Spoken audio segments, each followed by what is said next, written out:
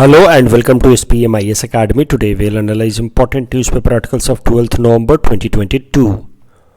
Please note you can download the PDF version of today's newspaper analysis by clicking the link given in the comment section. This is the list of the topics that we will be covering from today's newspaper.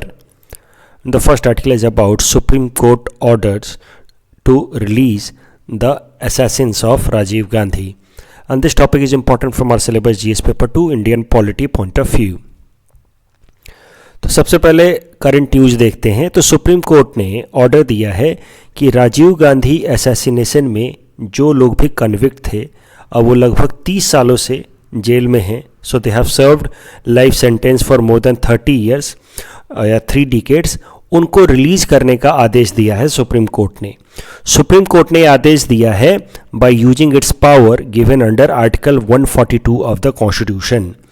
तो supreme court ने कहा कि इस case में, Rajiv Gandhi assassination case में, total जो लोग थे उनमें से एक जी पेरारीवलन को ऑलरेडी सुप्रीम कोर्ट ने प्री मैच्योर रिलीज दे दिया था, रिमिशन ऑफ सेंटेंस दे दिया था यूजिंग आर्टिकल 142।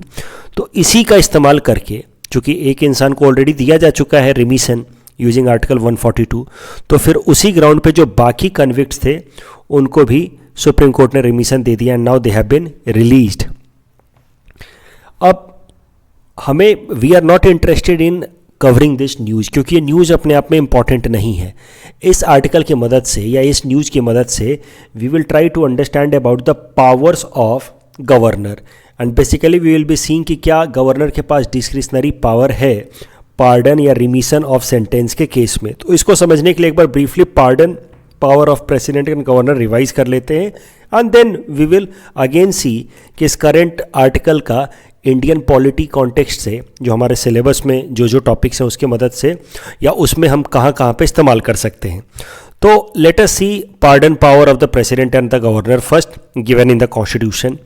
तो अगर गवर्नर की बात की जाए तो article 161 gives pardoning power of to the governor. तो गवर्नर को अलग अलग तरह के पावर्स मिले under article 161, like pardon, reprieve, respite, remission of punishment और सस्पेंड और रिमिट और कम्यूट द सेंटेंसेस। तो ये अलग अलग तरीके के जो बेनिफिट्स गवर्नर पास कर सकते हैं to a person who is serving sentence in the jail, उनका क्या मीनिंग है वो यहाँ मैंने दे रखा है। पार्डन मतलब पूरी तरह से आप जो सेंटेंस को माफ़ कर देते हैं। रिप्राइव मतलब temporary suspension for the time being, अगर जो सज़ा है उसको रोकी गई तो उसको रिप्राइव कहते हैं। रेस्पाइट मतलब लेसर सेंटेंस देना।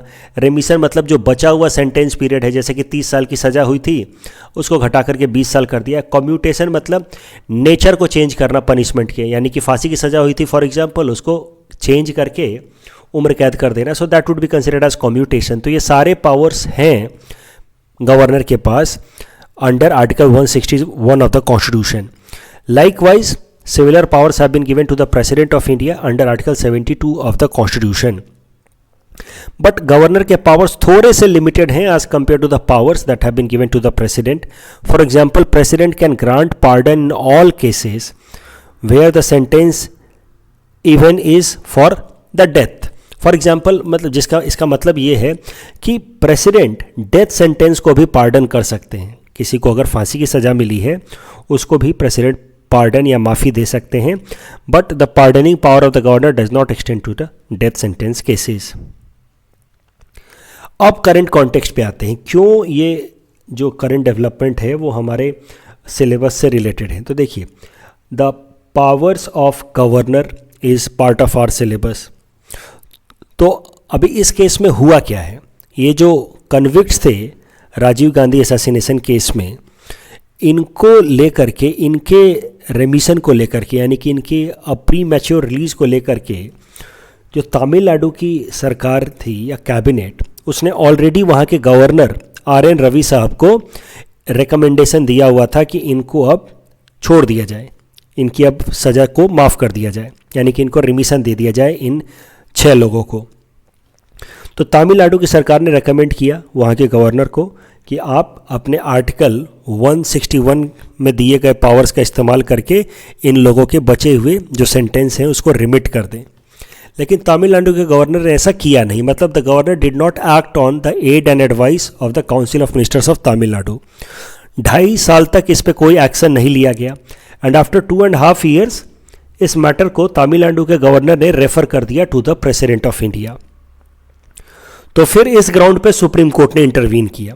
सुप्रीम कोर्ट डायरेक्टली पार्डन नहीं कर सकती क्योंकि पार्डन का अधिकार तो प्रेसिडेंट और गवर्नर के पास है, लेकिन सुप्रीम कोर्ट ने किस ग्राउंड पे इंटरवीन किया इस मैटर में? सुप्रीम कोर्ट ने कहा कि जो सो कॉल्ड गवर्नर के पास अधिकार है या पावर है under article 161 of the constitution, वो गवर्नर का अपना डिस्क्रिशनरी पावर नहीं है, यानी कि गवर्नर अपनी मर्जी से चाहे तो रिमिशन दें या ना दें, ये उनके पास अधिकार नहीं है। The governor is bound to act on aid and advice of the council of ministers. माफ़ कीजिएगा, आज मेरा गला काफ़ी ख़राब है, तो आपको इसी आवाज़ के साथ मैनेज करना होगा आज का न्यूज़पेपर एनालिसिस। तो गवर्नर के पास जो पावर दिए गए हैं आर्टिकल 161 में, वो उनके डिस्क्रिशनरी पावर नहीं है। वो मतलब जैसे मर्जी आए वैसे इस्तेमाल कर सकते हैं, ऐसा नहीं है। As you all know, governor is bound to act on aid and advice of the state level council of ministers. Similarly the president is bound to act on aid and advice of the union council of ministers. तो इस case में governor was not acting on aid and advice of the council of ministers. council of ministers ने recommend किया था कि आप इन 6 लोगों को आप उनके सज़ा को रिमिशन दे दें, but he was not doing it for last 2.5 years and then he pass the matter to the president for his consideration and that is why on this ground the supreme court intervened. Supreme court सीधा सीधा माफ़ी नहीं दे सकती, लेकिन supreme court ने किस ground पे intervene किया है? सुप्रीम कोर्ट ने आर्टिकल 142 का इस्तेमाल करके कहा है कि गवर्नर के पास अपनी स्वतंत्रता से काम करने की आज़ादी नहीं है। Governor is bound to act on aid and advice of council of minister and council of ministers ने रेकमेंड किया था 2.5 साल पहले कि इन 6 लोगों को रेमिशन दे दिया जाए, तो गवर्नर को देना चाहिए। मतलब इस सारी बातों में निकल करके ये क्रक्स निकल के आ रहा है कि आर्टिकल 161 ऑफ द कॉन्स्टिट्यूशन में जो भी पावर्स दिए गए हैं pardoning power to the governor, these are not his और हर डिस्क्रिशनरी पावर। तो कभी भी अभी देखिए, गवर्नर्स के पोजीशन को लेकर के काफ़ी ज़्यादा सवाल उठता रहता है। मेंस में भी गवर्नर के पोजीशन को लेकर के सवाल आते रहते हैं। केरला गवर्नर को लेकर के 2-4 आर्टिकल में ऑलरेडी डिस्कस कर चुका हूँ, कैसे वहाँ के गवर्नर आरिफ खान जी ने वहाँ के फाइनेंस मिनिस्टर से डॉक्ट्रिन ऑफ प्लेजर वापस ले लिया। फिर कहा गया कि no, it is not his discretionary power. Supreme court ने उस केस में भी कहा। अब इस केस में आप देख रहे हैं कि सुप्रीम कोर्ट ने कहा कि this is not the discretionary power of the governor to decide on the pardoning issues as well. तो इस तरीके से गवर्नर के पोजीशन को लेकर के काफ़ी ज़्यादा डिस्प्यूट होते रहते हैं, क्योंकि governor basically is appointed by the central government. और किसी भी स्टेट में अगर जो स्टेट लेवल पे जो सरकार है वो किसी दूसरे पॉलिटिकल पार्टी से जब होती है, तो गवर्नर और स्टेट लेवल के जो एग्जीक्यूटिव्स हैं उसके बीच में डिस्प्यूट्स या कन्फ्लिक्ट के चांसेस बढ़ जाते हैं। ऐसे ही इशूज आप देख सकते हैं दिल्ली में भी। दिल्ली में लेफ्टिनेंट गवर्नर और वहाँ की सरकार के बीच में भी काफ़ी ज़्यादा टसल होता रहता है। सो गवर्नर या लेफ्टिनेंट गवर्नर के पोजीशन को लेकर के सवाल आते रहते हैं एग्जाम्स में, मेंस में भी खासकर। In that case you are already there, you are having lot many points, Sarkaria commission का रिकमेंडेशन एंड ऑल। उसके साथ साथ अगर आप कुछ करेंट एग्जाम्पल्स मेंशन कर पाएँ, then you will be able to fetch better marks. The next article is about ASEAN India friendship year. So this year 2022 is being celebrated as ASEAN India friendship year. क्यों इसको ASEAN India friendship year की तरह celebrate किया जा रहा है वो भी जरा देखते हैं। This topic is important for our syllabus GS paper 2 international relations point of view. सबसे पहले ज़रा देखते हैं कि आसियान कंट्रीज़ हैं कौन से। ASEAN stands for association of south East Asian Nations, और ये एक इंटरनेशनल ऑर्गेनाइजेशन है 1967 में जिसको बनाया गया, जिसमें साउथ ईस्ट एशिया के साउथ ईस्ट एशिया के 10 कंट्रीज़ ने मिल करके ये इंटरनेशनल ग्रुपिंग बनाई है जिसका नाम है आसियान। साउथ ईस्ट एशिया के जो 10 कंट्रीज़ हैं जिन्होंने मिल करके आसियान ग्रुपिंग बनाई है वो हैं Myanmar, Laos, Thailand, Cambodia, Vietnam, Malaysia, Singapore, Indonesia, Brunei and Philippines. इस ऑर्गेनाइजेशन को जैसा कि मैंने पहले भी कहा 1967 में बनाया गया और इसका सेक्रेटेरिएट है इन जकार्ता, इंडोनेशिया। तो करंट कॉन्टेक्स्ट ज़रा देखते हैं क्यों हम आसियान के बारे में पढ़ रहे हैं। तो इंडिया आसियान 19th समिट हाल फिलहाल में चल रही है in Cambodia, and which is India is being represented by our vice president. साथ ही साथ ये जो साल है 2022 का, this is being celebrated as 30th anniversary of ASEAN India relationship, और इसी कारण से इस साल को डिक्लेयर किया गया है आज आसियान इंडिया फ्रेंडशिप ईयर। तो 30 साल जो आसियान इंडिया के फ्रेंडशिप के हुए हैं उसका थोड़ा सा बैकग्राउंड ज़रा देखते हैं। मैंने लगभग एक सप्ताह या 10 दिन पहले भी न्यूज़पेपर एनालिसिस में आपको बताया था अबाउट एक्ट ईस्ट पॉलिसी, जहाँ मैंने आपको बताया था कि कैसे 1991 तक तो India was heavily relying on Russia for its international trade. Indian जो इकोनॉमिक मॉडल था that was also more in favour of socialist approach, means closed economy, and it believed in some protectionist approach. लेकिन 1991 में Russia का disintegration और India का LPG reforms, basically on insistence of IMF, उसके बाद से India started to look for international sources or international countries for investing in India. At the same time India wanted to find some international market to sell Indian products. तो मुद्दा ये है कि 1991 तक तो हमारी इकोनॉमी काफ़ी इनवर्ड लुकिंग थी, क्लोज्ड थी। लेकिन 1991 में दो इवेंट हुए, रसिया का डिसइंटीग्रेशन और इंडिया का एलपीजी रिफॉर्म, और उसके बाद से इंडिया इंटरनेशनल ट्रेड को प्रमोट करने पे फोकस करने लगा, एफडीआई को प्रमोट करने पे फोकस करने लगा। As a result of that, in order to promote India's international trade, India ने 1992 में कुछ इंपॉर्टेंट पॉलिसीज़ अडॉप्ट की। उसमें से एक इंपॉर्टेंट पॉलिसी थी लुक ईस्ट पॉलिसी, जो 1992 में अडॉप्ट की गई, जिसका मेन पर्पस था कि इंडिया का इकोनॉमिक इंटीग्रेशन, यस दूसरे भाषा में कहीं तो trade with South East Asian countries promote किया जाए। 1992 में लुक ईस्ट पॉलिसी के साथ ही इंडिया का जो इकोनॉमिक रिलेशन है साउथ ईस्ट एशियन कंट्रीज़ के साथ स्टार्ट हो गया। एंड दैट इज़ वाई 1992 को अब बीते हुए 30 साल हो गए हैं, and that is why in 2022 this we are celebrating 30th year of ASEAN India relations. और इसीलिए इसको हम लोग 30 साल चूँकि पूरे हो गए हैं, तो इस साल 2022 को हमने आसियान इंडिया फ्रेंडशिप ईयर भी डिक्लेयर कर दिया है। ये जो लुक ईस्ट पॉलिसी थी जो 1992 में हम लेकर के आए थे, इसमें मेन फोकस था economic integration with South East Asian countries. लेकिन by the beginning of 21st century China काफ़ी ज़्यादा अग्रेसिव स्टैंड लेने लगा in South China Sea, specially through its initiatives like 9 line and all. तो फिर इंडिया के लिए भी एक सिक्योरिटी थ्रेट का रियलाइजेशन हुआ कि अगर चाइना बहुत ज़्यादा डोमिनेट हो जाएगा साउथ चाइना सी में, तो over a period of time China will start dominating India also by increasing its influence in Indian Ocean, in Bay of Bengal and Arabian Sea। तो इस कारण से इंडिया ने साउथ ईस्ट एशियन कंट्रीज़ के साथ जो अपना रिलेशन था पहले लुक ईस्ट पॉलिसी में, that was basically economic relation, उसको और ज़्यादा स्ट्रेंथन करते हुए इसमें स्ट्रैटेजिक और सिक्योरिटी डायमेंशंस भी ऐड किए, just in order to counter China in South China Sea itself, ताकि चाइना अपना इन्फ्लुएंस इंडियन ओशन में ना बढ़ा पाए। और जब इंडिया ने अपने relation South East Asian countries के साथ इकोनॉमिक लेवल से ऊपर बढ़ा करके स्ट्रैटेजिक और सिक्योरिटी लेवल तक इंक्रीज़ किया, तो फिर इंडिया ने अपनी foreign policy with respect to South East Asian countries जो पहले लुक ईस्ट थी उसको अपग्रेड करके एक्ट ईस्ट पॉलिसी बना दिया। So basically the difference between look east and act east is that look east primarily focused on economic integration with South East Asian countries, while Act East focuses on economic as well as security and strategic integration with Southeast Asian countries with China in mind to restrict China's influence in Indian Ocean। तो 2014 में हमने look east को upgrade कर दिया act east policy में। जो ASEAN countries हैं उनके साथ हमारी अलग अलग मीटिंग्स होती रहती हैं, तो आसियान कंट्रीज़ के साथ मिल करके हमने एक लार्जर ग्रुप बनाया हुआ है जिसका नाम है east Asia summit. East Asia summit में टोटल 18 मेंबर्स हैं। 10 तो आसियान मेंबर कंट्रीज़ हो गए, साउथ ईस्ट एशियन कंट्रीज़ हो गए, उसके अलावा 8 मेंबर्स हैं Australia, China, Japan, India, New Zealand, Korea, Russia and US. The next article is about carbon, soil carbon सेक्वेस्टरेशन।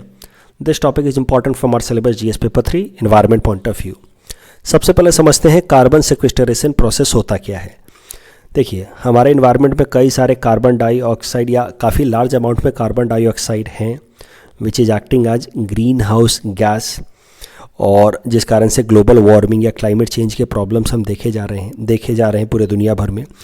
तो कार्बन सेक्वेस्टरेशन एक ऐसा प्रोसेस है जिसकी मदद से हम लोग एटमॉस्फेरिक कार्बन को कैप्चर करके और कहीं स्टोर कर सकते हैं, सॉइल के अंदर या किसी और जगह स्टोर कर सकते हैं, जिससे एटमॉस्फेरिक कार्बन डाइऑक्साइड का कंसंट्रेशन घटेगा और the problem of global warming या क्लाइमेट चेंज को कुछ हद तक काउंटर किया जा सकता है. So this is carbon sequestration. It is the process of capturing and storing atmospheric carbon dioxide. अभी जो कार्बन सेक्वेस्टरेशन का जो प्रोसेस है या एक्टिविटी है, ये नेचुरल तरीके से भी होता रहता है, और कभी कभार इसके लिए हम लोग जानबूझ करके ऐसा सिस्टम या टेक्नोलॉजी डेवलप करते हैं ताकि ज़्यादा से ज़्यादा एटमॉस्फेयर को हम एटमॉस्फेरिक कार्बन डाइऑक्साइड को कैप्चर करें और स्टोर करें, ताकि जो कंसंट्रेशन है ग्रीन हाउस गैसेस का, स्पेशली CO2 का, उसको हम कम करें. तो मुद्दा यह है कि जो कार्बन सेक्वेस्टरेशन का प्रोसेस है, that happens in both ways, naturally as well as anthropogenic approaches as well, यानी कि human led approach as well. तो नेचुरल कार्बन सेक्वेस्टरेशन का जो तरीका है उसको मेनली 2 टाइप्स में डिवाइड किया गया है, geologic carbon sequestration and biologic carbon sequestration. Geologic carbon sequestration में कैसा होता है कि carbon dioxide keeps on depositing into soil and rock component of the earth, जबकि बायोलॉजिकल कार्बन सेक्वेस्टरेशन में कैसा होता है कि CO2 is absorbed by living entities, specially plants. Living entities में प्लांट्स ही तो एब्जॉर्ब करेंगे, तो प्लांट्स एब्जॉर्ब करते रहते हैं, ट्रीज एब्जॉर्ब करते रहते हैं कार्बन डाइऑक्साइड को for respiration purpose, and that is how trees and plants are one important source of carbon sequestration. इसीलिए कभी कभार हम लोग फॉरेस्ट को कार्बन सिंक भी कहते हैं, because they help in carbon sequestration from the atmosphere. So these are the 2 ways through which natural carbon sequestration could happen. But कुछ एंथ्रोपोजेनिक तरीके भी हैं कार्बन सेक्वेस्टरेशन के, जैसे दिल्ली इंटरनेशनल एयरपोर्ट को माना जाता है कि नेट जीरो इमिशन एयरपोर्ट है, क्योंकि जितना वो कार्बन डाइऑक्साइड इमिट करता है उतना वो कार्बन डाइऑक्साइड एटमॉस्फेयर से कैप्चर करके स्टोर भी कर देता है, क्योंकि वहाँ पे एंथ्रोपोजेनिक या मैन मेड कार्बन सेक्वेस्टरेशन सिस्टम्स लगे हुए हैं. इसमें किया क्या जाता है कि इस तरह के इंडस्ट्रियल डिवाइसेस बनाए जाते हैं जो एटमॉस्फेयर से CO2 को कैप्चर करे, उसको कंप्रेस करके ट्रांसपोर्ट करे और कहीं लॉन्ग टर्म स्टोरेज कर दे, ताकि एटमॉस्फेयर से CO2 कंसंट्रेशन को घटाया जा सके.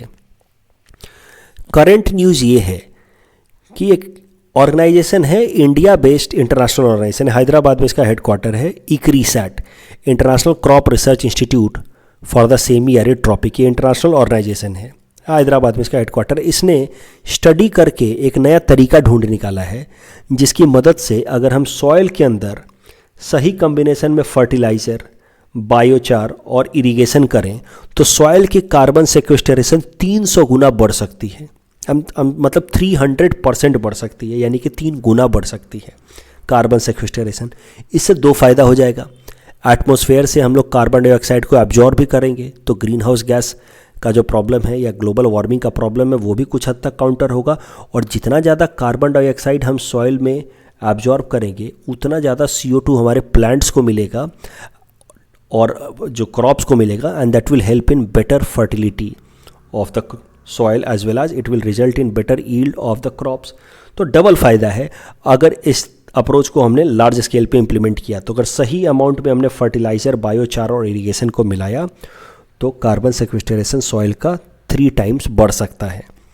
बायोचार क्या होता है वो भी ज़रा देख लेते हैं. चारकोल लाइक सब्सटेंस होता है. कैसा होता है कि कोई भी बायोमास है, जैसे कि प्लांट है या ट्री है या वुड है, अगर उसको हम लोग पायरोलिसिस करें, पायरोलिसिस मतलब लिमिटेड ऑक्सीजन सप्लाई में या पार्शियल ऑक्सीजन सप्लाई में हम लोग उसको अगर हीट करें तो जो रिमेनिंग ऑर्गेनिक कंपाउंड रह जाता है उसको हम लोग कहते हैं बायोचार. तो चारकोल जैसा दिखता है हवा के लिमिटेड सप्लाई में, यानी कि ऑक्सीजन का पार्शियल सप्लाई करके अगर उसको हम हीट करें तो वो जो ऑर्गेनिक कंपाउंड है वो डिकम्पोज हो जाता है. और ये जो प्रोसेस होता है इसको हम लोग कहते हैं पायरोलिसिस, और इससे जो आउटपुट निकल करके आता है उसको हम लोग कहते हैं बायोचार. तो इस बायोचार को अगर हम लोग फर्टिलाइज़र के साथ मिला दें, सही इरिगेशन करें तो 300% तक कार्बन सेक्वेस्टरेशन हो सकता है. ये जो रिसर्च किया है ICRISAT ने, this research has been basically conducted in states of Maharashtra and Orissa, जहाँ पे उन्होंने साबित किया है कि हम लोग ज़्यादा से ज़्यादा कार्बन सेक्वेस्टरेशन कर सकते हैं with right combination of these components. इस आइडिया को प्रमोट करने के लिए और फार्मर्स के अंदर कार्बन सेक्वेस्टरेशन की टेंडेंसी को और ज़्यादा इनकलकेट करने के लिए एक नया गेमिंग ऐप भी बनाया गया है जिसका नाम है मृदा. This gaming app will basically focus on behavioral change amongst the farmers so that they take new approach of agriculture, जिससे ज़्यादा कार्बन सेक्वेस्टरेशन हो सके, जिससे क्रॉप ईल्ड में भी फ़ायदा होगा और ग्लोबल वार्मिंग को भी काउंटर किया जा सकेगा। ये जो मृदा गेमिंग ऐप है, it is basically released in 3 languages, English, Marathi and Oriya. इस टॉपिक के बेसिस पे ये प्रीलिम्स प्रैक्टिस क्वेश्चन हमने आपको दे रखा है। Please attempt this question and you can submit the answer in the comment section. ये जो क्वेश्चन है बेसिकली मैंने इस डिस्कशन में दिया नहीं है। ये सवाल यूपीएससी प्रीलिम्स 2018 में आया था। आप कॉमन सेंस का इस्तेमाल करके इस सवाल का जवाब दे सकते हैं, अदरवाइज कल के एनालिसिस में तो मैं, यानी कि जो नेक्स्ट एनालिसिस है मंडे को, उसमें तो मैं इसका आंसर दे ही दूंगा। The next article is about Himalayan grey langur and this topic is important from prelims exam perspective. Prelims में आ सकता है ये। तो Himalayan grey langur basically it is a colobine species. Colobine species वो स्पीसीज होते हैं जो मेनली लीफ खा करके जिंदा रहते हैं, पत्ते खा करके जिंदा रहते हैं। तो इट्स अ कोलोबाइन स्पीसीज और ये ज़्यादातर जम्मू कश्मीर में मिलता है। तो it is endemic to Jammu Kashmir and Himachal Pradesh, यानी कि वेस्टर्न हिमालयाज में मिलता है। उसके अलावा इंडिया के अलावा ये पाकिस्तान और नेपाल में भी मिलता है कुछ हद तक। IUCN रेड डेटा बुक में इसको क्रिटिकली इंडेंजर्ड कैटेगराइज किया गया है। हाल फिलहाल में न्यूज़ में क्यों आया है हिमालयन ग्रे लंगूर, वो भी ज़रा देखते हैं। पाया गया है रिसेंट स्टडी के हिसाब से कि अलग अलग हाइट्स पे रहने वाले हिमालयन ग्रे लंगूर्स की ईटिंग हैबिट्स अलग हो गई है, क्योंकि अलग अलग अल्टीट्यूड में हिमालय के टेम्परेचर अलग अलग होता है और अलग अलग टेम्परेचर के रहने के कारण जो ईटिंग जो हैबिट है, despite belonging to the same species, leaves तो सब खाते ही हैं, लेकिन फ्लावर्स या फ्रूट्स को खाने की जो ईटिंग हैबिट है वो हिमालयन लंगूर की डिफरेंट है एट डिफरेंट ऑल्टीट्यूड। ये हाल फिलहाल में स्टडी करके बताया गया है। The next article is about Sudha Kant award. Actually ये हिमालयन लंगूर के टॉपिक के बेसिस पे ये प्रीलिम्स प्रैक्टिस क्वेश्चन हमने आपको दे रखा है। Please attempt this question and you can submit the answer in the comment section. The next article is about Sudha Kanta award and this topic is again important from prelims exam point of view. तो देखिए, आपको पहले ये जानना चाहिए कि doctor Bhupen Hazarika is also popularly known as Sudha Kant, और उन्हीं के याद में सुधा कांता अवार्ड हर 2 साल पे कुछ इम्पॉर्टेंट पर्सनालिटीज़ को दिया जाता है। तो इस साल सुधा कांता अवार्ड दिया गया है 2 लोगों को, नाट्याचार एंड पद्मश्री अवार्डी जतिन गोस्वामी जी को और रिनाउंड सिंगर सुदक्षिणा शर्मा जी को। ये जो सुधा कांता अवार्ड है, दिस इज़ गिवन बाय सांस्कृतिक महासभा, और ये असम के जो भी इम्पॉर्टेंट पर्सनालिटीज़ होते हैं in the field of culture, उनको सुधा कांता अवार्ड दिया जाता है। कल जो हमने आपको प्रैक्टिस क्वेश्चन दिया था उसका आंसर देख लेते हैं। Consider the following statements about mangrove forest. Mangrove trees grow in saline coastal region, right. Sundarban is world largest mangrove, absolutely right. Mangrove forest support varieties of life, this is also right. It Andaman Nicobar also have mangrove forest, this is also right. तो correct answer is option C, right. 1 2 3 4 all. Changpa community of India, they basically are living in Jammu and Kashmir, तो पहला statement गलत है। They rear pashmina goats that yield fine wool, that is right, and they are kept in category of scheduled tribe, this is also right. So the correct answer is option B. That's all from our side for today. Thanks for watching.